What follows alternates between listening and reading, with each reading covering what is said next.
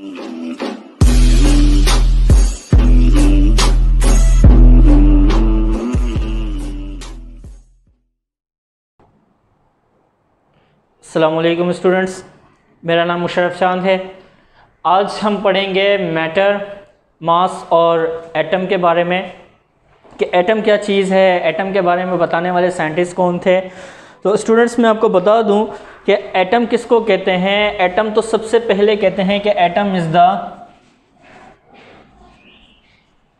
Smallest particle.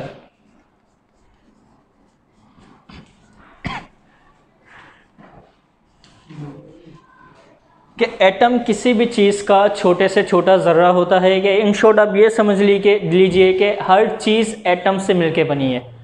कि कतरे कतरे से जैसे समंदर बनना और रेत से जैसे रेगिस्तान बनना, हर चीज़ जो है एटम से मिलके बनी है।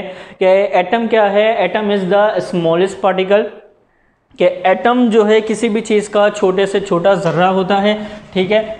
और एटम के बारे में जिस साइंटिस्ट ने थ्योरी पेश की थी, जिन साइंटिस्ट ने बताया था, उनका नाम था जॉल Danton.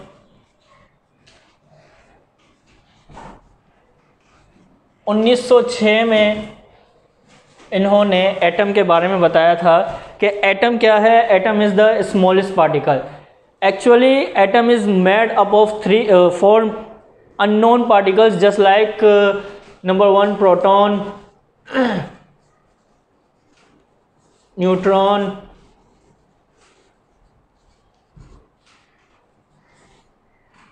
electrons, and the last one is nucleus. कि एटम जो है इन 4 चीज़ों से मिलके बनता है। इससे पहले वाली जो वीडियो थी इसमें मैंने आपको बताया था कि इलेक्ट्रॉन क्या है, प्रोटॉन क्या है और न्यूट्रॉन क्या है और न्यूक्लियस क्या है। न्यूक्लियस किसी भी बॉडी को एक्टिव रखता है। और इन शॉर्ट अगर न्यूक्लियस के बारे में हम पढ़े कि nucleus is the central part of anything, किसी भी चीज़ का सेंटर का हिस्सा, उसको हम कहते हैं न्यूक्लियस। फिर एटम के बारे में जॉन डेल्टन ने क्या बताया था कि एटम कैन नेदर बी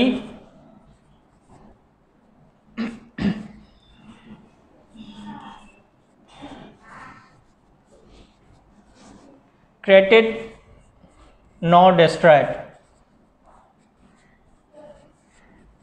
कि एटम को ना ही पैदा किया जा सकता है, ना ही उसे तबाह किया जा सकता है। फिर इसने जो है बड़े बड़े मुस्लिम साइंटिस्ट के बीच में और बड़े बड़े अननोन साइंटिस्ट के बीच में इसने बात की थी कि इससे सवाल पूछा गया था कि is there atom is the fundamental particle.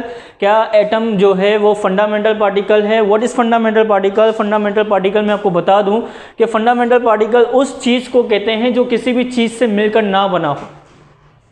Fundamental particle हम उस चीज़ को कहते हैं जो किसी भी चीज़ से मिलकर ना बना हो, उसको हम कहते हैं कि फंडामेंटल पार्टिकल। तो उसने कहा कि yes, atom is the fundamental particle. तो एटम क्या है? Atom is the smallest particle. Atom can not be created not be destroyed. और जो है एटम के बारे में एक और इसने बात कही थी कि atom can not exist independently. कि एटम जो होता है वो आज़ादाना तौर पे हरकत नहीं कर सकता। एटम के बारे में इसने तीसरी जो लाइन कही थी, उसने कहा था कि atom can not exist independently.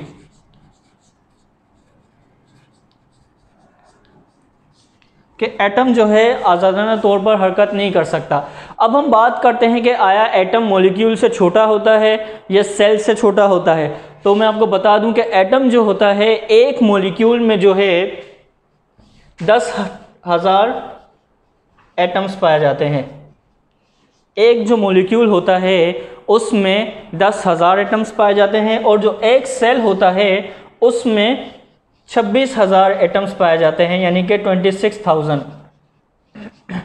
एक मॉलिक्यूल में जो है 10,000 एटम्स पाए जाते हैं और एक सेल में जो है 26,000 एटम्स पाए जाते हैं। इन शॉर्ट आपकी बॉडी में जो है 3 मरतबा 7 billion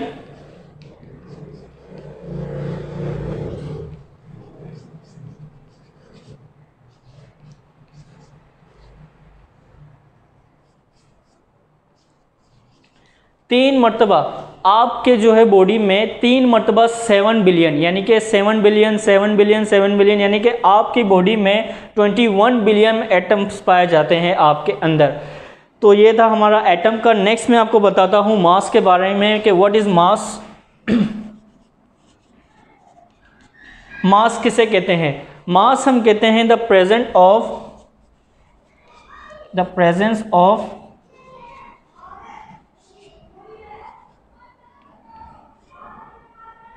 matter quantity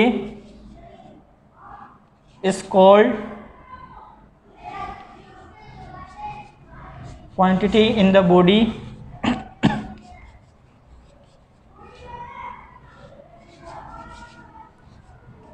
is called mass।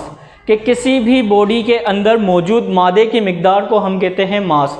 The presence of matters quantity in the body is known by mass. के किसी भी बॉडी के अंदर मौजूद जितनी मैटर की क्वांटिटी बताई जाती है, पाई जाती है, उस चीज़ को हम कहते हैं मास। मास को हम शो किससे करते हैं? वेट से। मास को हमेशा हम जो शो करते हैं वो वेट से शो करते हैं, और वेट की हमारे पास जो यूनिट होती है वो केजी होती है। फिर से मैं आपको स्टूडेंट्स बता दूं कि एटम क्या है। Atom is the smallest particle. Atom किसी भी चीज़ का छोटे से छोटा ज़र्रा है। Atom can nether be created nor be destroyed. ना ही एटम को पैदा किया जा सकता है, ना ही इसे तबाह किया जा सकता है। फिर तीसरा इसने कहा था कि atom can not exist independently. Atom जो है आज़ादाना तौर पर हरकत नहीं कर सकता। और मास के बारे में मैं आपको बता दूं, the presence of matters quantity in the body is called मास। के किसी भी बॉडी के अंदर मौजूद मैटर की जो मिकदार होगी उसको हम कहेंगे मास। सो स्टूडेंट्स, आज का जो हमारा टॉपिक यहीं तक था। मुझे अपनी फीडबैक ज़रूर करें और मेरा ये लेक्चर ज़्यादा से ज़्यादा शेयर करें और मेरा चैनल सब्सक्राइब करें। अल्लाह हाफ़िज़।